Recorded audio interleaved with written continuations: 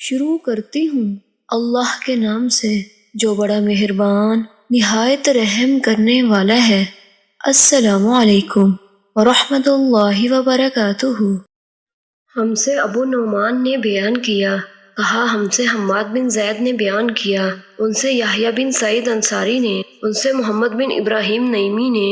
حضرت علقمہ بن وقاص بیان کرتے ہیں کہ میں نے حضرت عمر بن خطاب رضی اللہ تعالیٰ عنہ سے خطبہ میں سنا، انہوں نے کہا کہ میں نے نبی کریم صلی اللہ علیہ وآلہ وسلم کو یہ فرماتے ہوئے سنا تھا، اے لوگو، اعمال کا دار و مدار نیتوں پر ہے اور ہر شخص کو وہی ملے گا جس کی وہ نیت کرے گا، بس جس کی ہجرت اللہ اور اس کے رسول کی طرف ہو اسے ہجرت کا ثواب ملے گا، اور جس کی ہجرت کا مقصد دنیا ہوگی کہ جسے وہ حاصل کر لے، یا کوئی عورت ہوگی جس سے وہ شادی کر لے تو اس کی ہجرت اسی کے لیے ہوگی جس کے لیے اس نے ہجرت کی ہے۔ حضرت ابو ہریرہ رضی اللہ تعالیٰ عنہ بیان کرتے ہیں کہ نبی کریم صلی اللہ علیہ وآلہ وسلم نے فرمایا، اللہ تعالیٰ تم میں سے کسی ایسے شخص کی نماز قبول نہیں کرتا جسے وضو کی ضرورت ہو یہاں تک کہ وہ وضو کر لے۔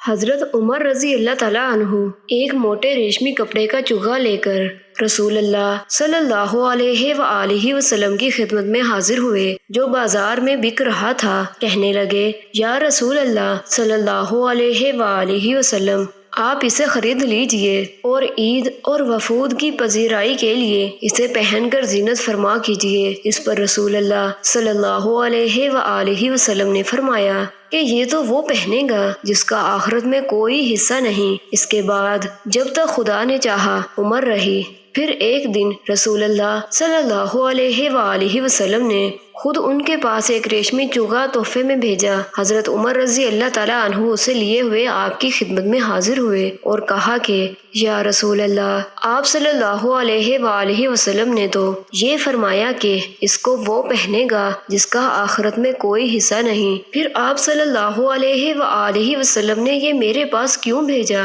رسول اللہ صلی اللہ علیہ وآلہ وسلم نے فرمایا کہ میں نے اسے تیرے پہننے کو نہیں بھیجا بلکہ اس لیے کہ تم اسے بیچ کر اس کی قیمت اپنے کام میں لاؤ۔